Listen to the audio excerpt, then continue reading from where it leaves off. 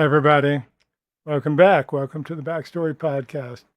I'm really enjoying doing these podcasts because I get to meet so many neat people. And there are many times, if you probably heard me speak, when it's family. I don't know how else to say it. Well, today we're bringing back Hope Fitzgerald, and Hope is definitely in that category of what I would call spiritual family. And I'm very excited to bring her back. For those of you who are unfamiliar with her, we'll have her explain a little bit of her work and some of the wonderful things she's doing. She's also got a lot of events coming up and things that we want to be able to share with you. But she's an incredible spiritual teacher. She's an end of life midwife. She does a lot of coaching. Just a, she's got her hands right in the perfect spots for a lot of this work. Hi, Hope. Say hi to everybody. Hey, Steve, and hi, everybody. Nice to be back with you. Great. Thanks for being with us. We've got last time I think we were together, you were explaining some of the things about the infinity wave and some of the aspects that you were talking about. Love to, for the people that didn't get to hear that or don't know you, explain a little bit of how you're working and what kind of work you're doing for us. Well, sure. Happy to always talk about the infinity wave. And for those of you who may not have heard about it, it's it's of energy. Let's call it that first. It's something that came to me in a series of visions as I was walking across my living room 15 years ago.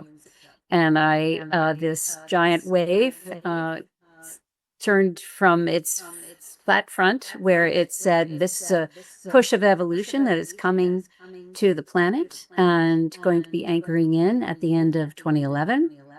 And if you choose to swim with it or surf it, you'll do much better than if you resist it." Then the wave turned on its side. It was like a cresting letter C.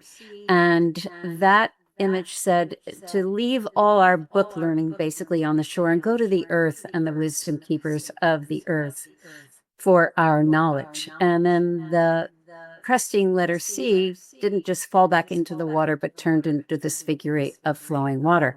That I then learned over a series of inquiries with my dowsing. I've been dowsing by then about 18 years.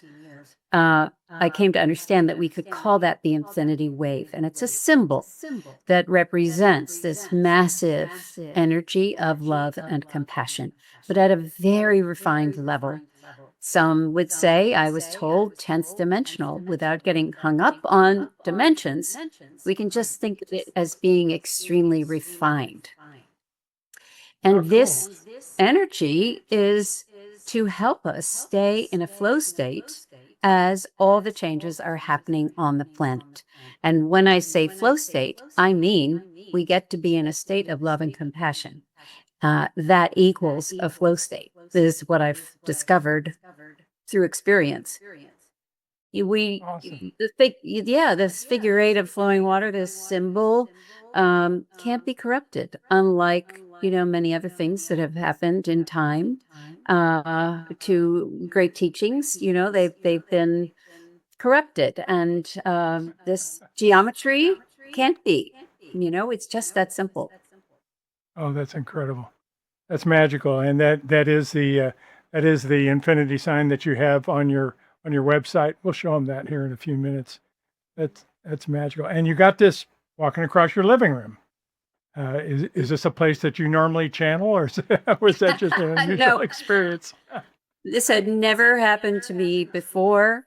I will say that looking back, I can understand the timing. I had recently, 3 days before, returned from a 10-day sound healing retreat in the Pacific Northwest. And I had gone Hmm. through what now I would understand as a shamanic initiation. I didn't know what to call it at the time because I was in it, but Right. looking back, that's what I would call it, because I did a tremendous amount of inner work to, I called it, for some reason, I had this image that I had a big flat dish kind of brass bowl, and I was scrubbing it and scrubbing it and scrubbing it of all story, of my entire identity. I was willfully letting it all go. And I was therefore, it makes sense. I was an open container because nature abhors a vacuum, and I was just sitting there as an empty receptacle. So in came the wave. And I used to say in the beginning, I'd say, "Why did you give me this task?" I was a middle-aged woman. Like, this is the kind of task for somebody much younger, because they said you have to spread this to the world. And I was very not excited about that. I didn't, you know, I was a very spiritually oriented person and had been since I was a child, but I preferred to stay in the back of the room under the radar. And Not spirit let me anymore. know the foot was in my back. It's time to step forward, girlfriend. So I know that feeling. I absolutely know that feeling. Just before I jump off the cliff, I feel that footprint in the back, and just that's it. absolutely, that's magical. Well, now tell us a little bit. I'm really curious about the end of life work that you're doing. Tell us a little bit of how you got into that. What caused that? Was there an experience that you had, or a death in your own existence that you worked with that pushed you into that? When I think I was a junior in high school. I was in a very large high school with a very large central area where the cafeteria was. There were lots of tables to talk with other students. It was and it was all cement and glass, and it was very loud and busy, with 2,400 kids. So one day I was sitting there having lunch by myself, whatever, and all of a sudden, this it was as if my brain split in half. I opened, and the reality of my mortality went like a lightning bolt right through me, and then it closed back up, and I sat there stunned. Uh, you don't really think about your mortality when you're 17.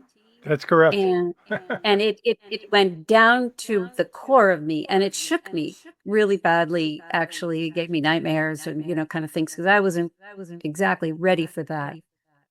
But what that did was opened a door to what this mortality thing was all about. And I found Elizabeth Kubler-Ross's book on death and dying, and I read that cover to cover.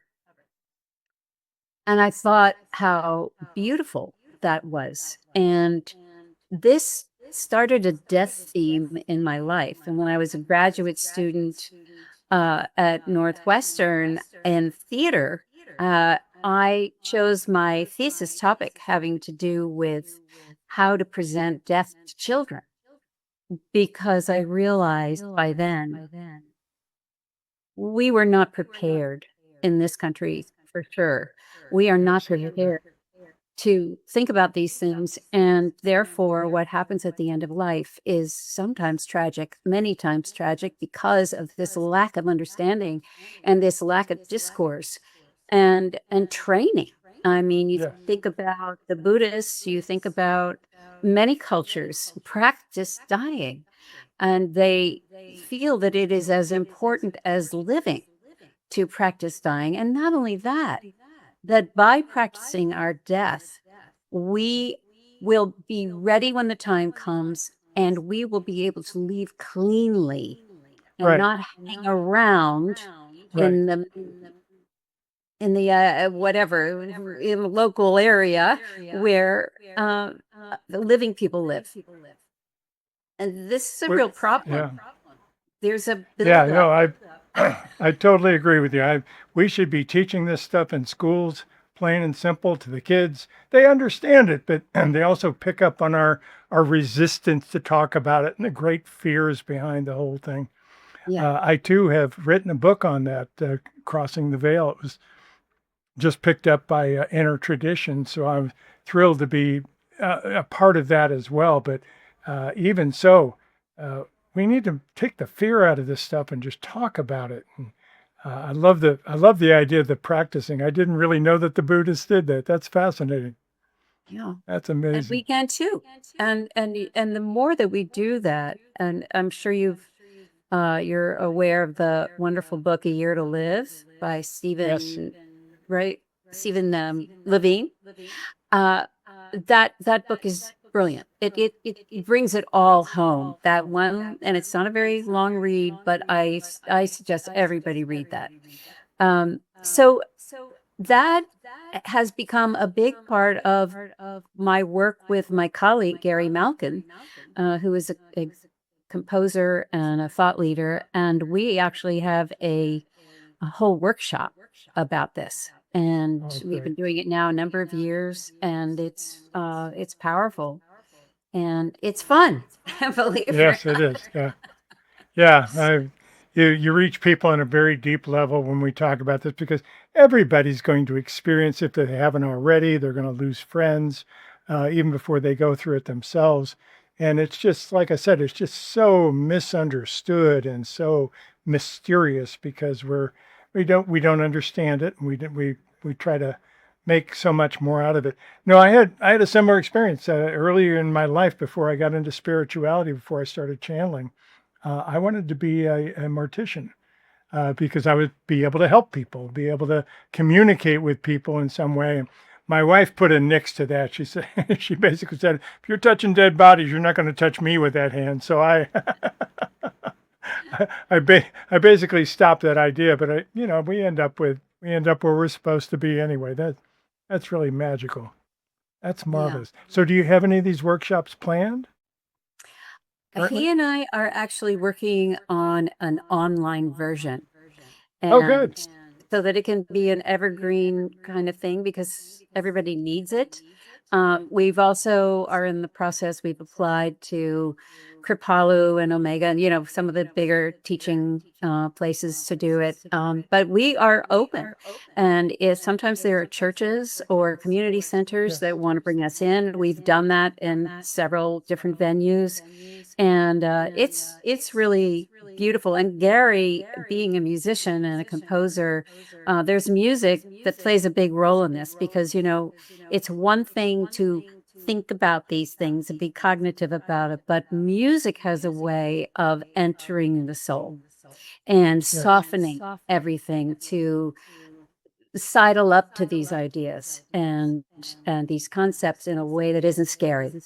And then Yeah. because as you are, I'm also a channel, and there are some very beautiful practices that have come through just for this purpose. We have a whole four-step process called the chrysalis process. So we've put a lot of energy and thought into this, and yeah, so you can keep up with me on that as well through my website. Well, let's show them your website too. You got a beautiful website. So yeah, and it is spreadinfinitehope.com, and we'll have a link to you here too. But just a beautiful site. You've got some marvelous things going on here, and be able to get into your newsletter and find out a little bit more. Here's your symbol. There Very it is. beautiful. Yeah, That's the very book. beautiful. Oh, that's the book. Okay. Oh, the Yeah. Infinite Way book. Okay. That is so magical. I too have a symbol very simple, very like this, Yes, you except do. it's crossed in the middle, so it's kind of the human angel symbol. Uh, Very beautiful. Tell me what you do with dowsing. I've always been fascinated with dowsing. Tried a little bit of it myself with the dowsing rods and things, and it's just one of those really awesome things that we've all worked with, whether it be a pendulum or whatever it is. Tell me a little bit about your experience with that and what you do. Well, I discovered dowsing over 30 years ago now, and a teacher that who was teaching us feng shui came in, and she had all these wire hangers and a wire Yep. cutter, and she proceeded to cut everything up and give everybody in the class a pair of these. And then we were told to find the water main, and we did, and the light bulb went on. Now, I had been introduced to pendulums many, many years before that, But I didn't know that they were basically working with the same principles. But I started dowsing with these little wire rods, and it So did came easy. I. It came easily, and slowly but surely, I built up a relationship. I wasn't sure who I was talking to, but as questions got answered and the questions got riskier and riskier, and things kept panning out positively based on the dowsing, that relationship grew over time. And then we asked some really dicey things, moving from a perfectly wonderful house and state to another state where we didn't have a house and living in an odd way. Like there were so many things that were odd, but in the end, when we looked back, they were absolutely perfect. And so, for instance, the house I'm in now, uh, we were told don't buy until 2024. This we moved December 2020, if you can, and excuse me, January 2020. So as soon as we moved into temporary housing, things got locked down. And we thought, well, we need to find a house. And my dowsing kept saying, nope, not till 2024. I'm like 4 years of temporary housing. Wow. And Wow. they said in the spring of 2024, and boom, the house that I have been driving by and longing for came on the market and we bought it. That's magical. So, That's that that's kind of really thing. amazing. But I mean, I have people, people come and have a session with me, and sometimes it's over mundane things. No, not really mundane, but job related, moving related, things like that. Even, what kind of car should I buy and what color? I mean, we get very specific. And then other people come with more esoteric questions, and because when I douse, my little window opens, my little porthole, and I start to receive information, words, phrases, see pictures, and so we don't have to be completely confined to the yes or no dynamic. That's Right. how we start, but as we go, and it's interesting because the exact words that come in are specific to that person and that situation and means something to that person that doesn't mean anything to me. And so, like a word like scintillating will come in. Like that's not a word I use every day, but boy, oh boy, does it use of the client. And so that enables us to go down rabbit holes very quickly to solve the situation and to gain information about why. A lot of times with dowsing, you'll get yes or no, but to get to the why can be tedious. But that's Right. something that I've just developed over time. And it's really beautiful, even in half an hour to go. I wish I had taken before and after pictures because people come in and they're like this, and at Yeah. the end they're laughing and they're, settled and they feel they have direction and it just is a beautiful gift that comes through. I'm just the deliverer. That's beautiful. That's really magical.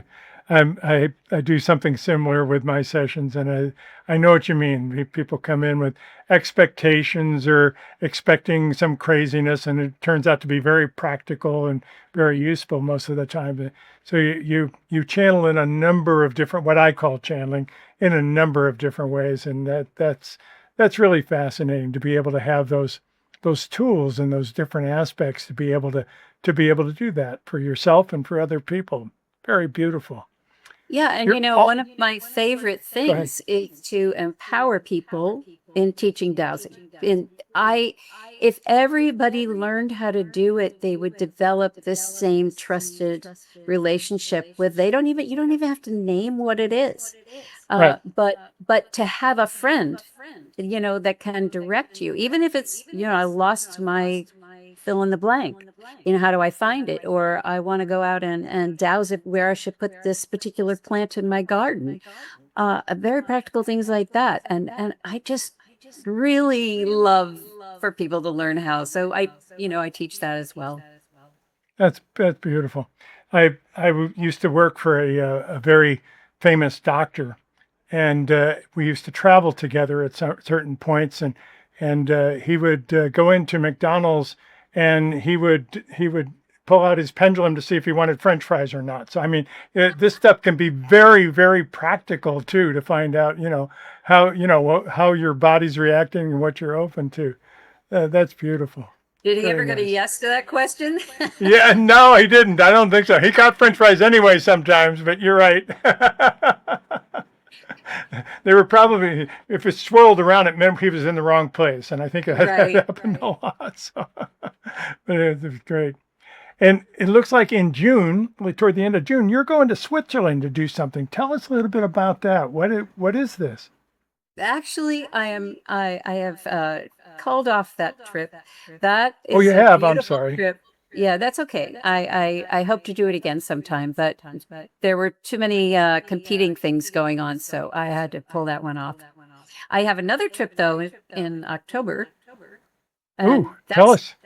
yeah. So once a year, I usually at the end of the year, I pull out my dowsing rods and I ask my guide team, am I meant to take a group somewhere next year? And if they say yes, then I go about asking the questions when, where, etc.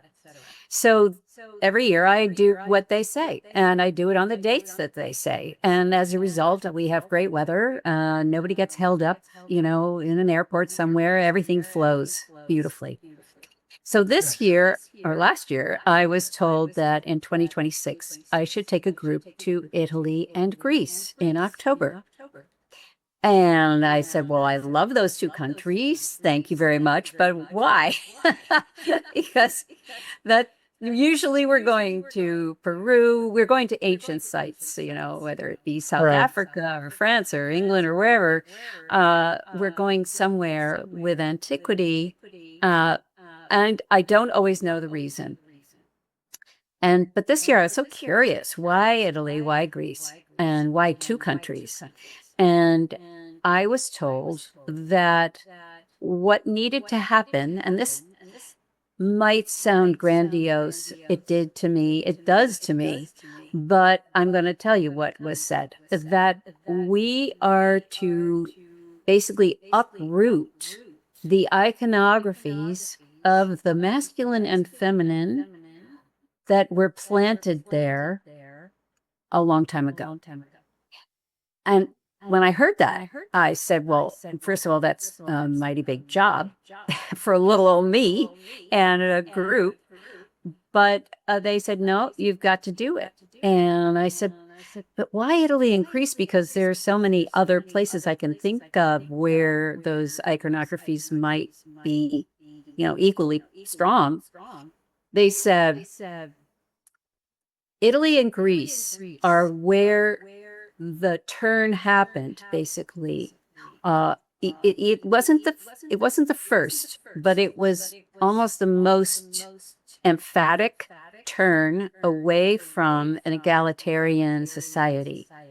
Right. Definitely there were some beforehand, but then what happened? Because and then I started reading about it, and Aristotle was the one who kind of organized. Ancient Greece wanted to get organized. They wanted to lay things out and make society make sense. And so one of the things they did through Aristotle was to say women belong in the home and they can't be landowners, and men belong out in the workforce and in the Senate and they can be landowners. And I'm just giving you a tiny little bit of it. Rome softened that a little bit, and women could own land and things were a little more relaxed. Okay, well that was antiquity. But then what happened, I came to discover, was in the Middle Ages, much like we have nostalgia for decades beforehand. Like when I was in high school, we had nostalgia for the 50s and everybody wore, Yep. cool skirts Yep. and did that. And now I think there's nostalgia for the 90s or the 2000s. I don't know where we are. I don't follow it. But I know that fashion follows this. So And did you have a poodle skirt? I did. I had my mother's. I used my mother's. So But what's fascinating is that during the Renaissance, Yeah. they had nostalgia for the antiquities.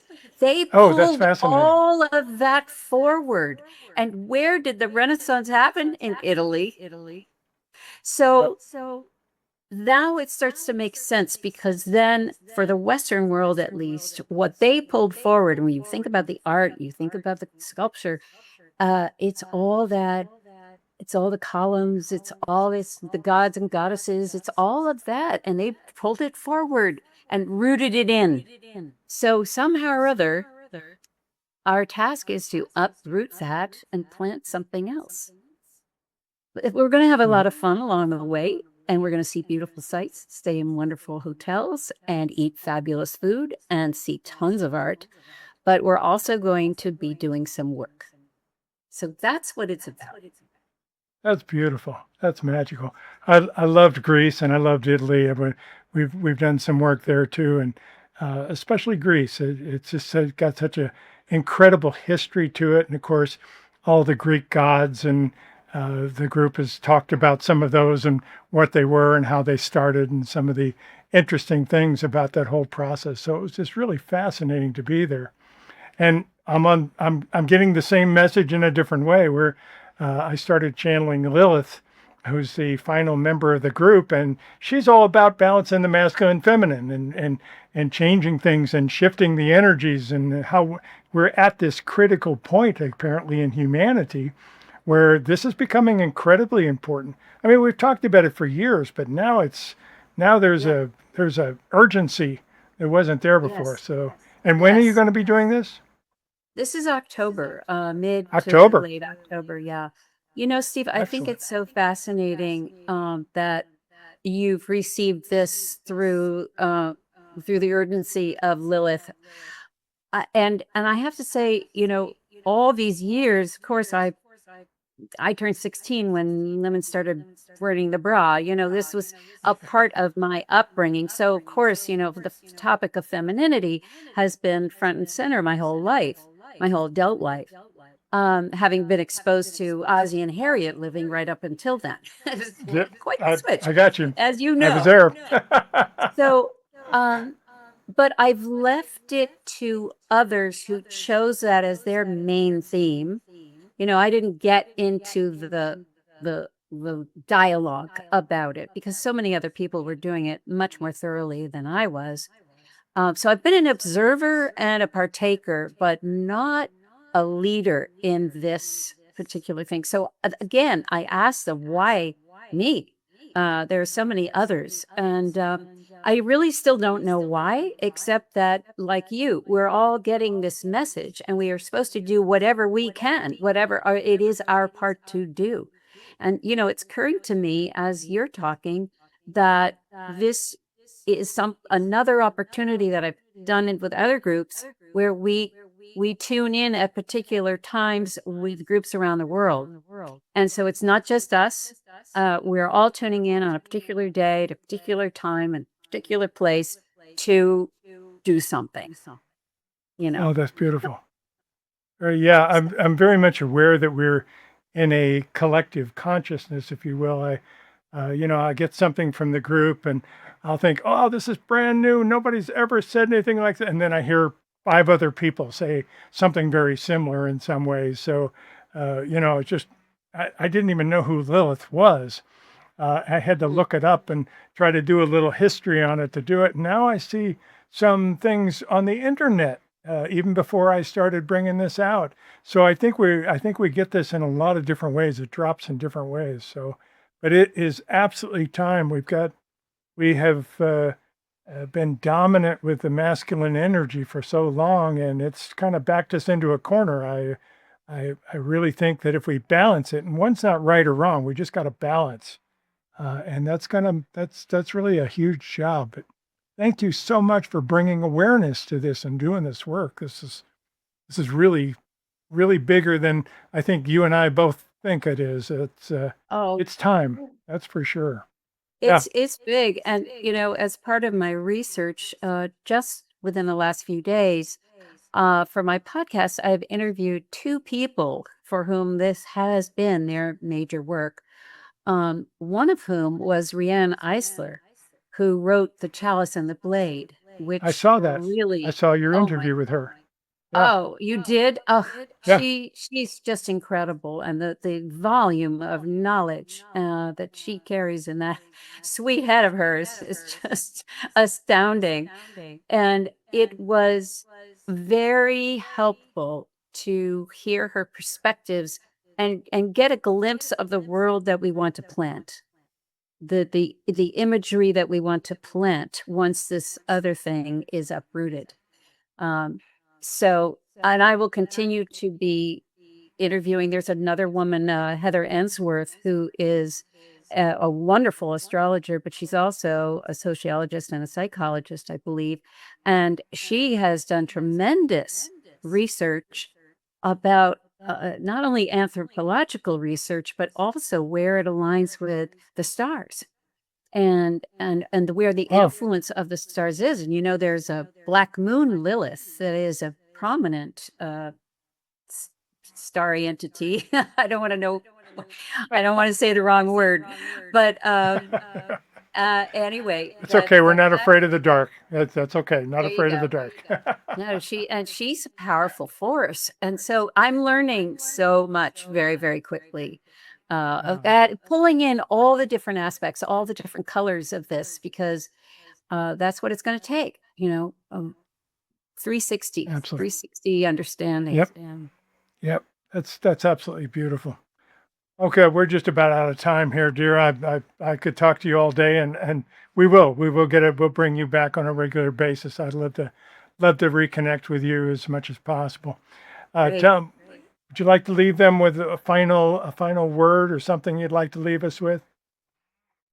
Well, I know it's going to sound very on the nose, as they say, but my main message for people now is to not lose hope. And that has been given to me after the infinity wave. My most recent mission is to spread infinite hope, literally. And because we can look out on the circumstances on the planet and go into despair, but that will not help us. Go into despair, but bounce right back out. And Exactly. because hope is a force, and just try to get into that flow stream, and it'll buoy you up so that you can be that buoy for others. So that's what I would Very, leave you with. very beautiful. Well, my dear, you're a hope that we're not going to lose. We will absolutely keep in touch with you and do this. And thank you so much for doing the work you're doing. When we hold hands like this, we can create miracles, and it is due. We're absolutely due for it. Thank you, Hope, for being here. Thank you so much, Steve. Been a pleasure. You bet. And that's it for today for this session of the Backstory Podcast. Thanks for being with us, everybody. When, like she said, when we have hope, when we have that infinite hope, we can do it, and we will. Espavo, everybody.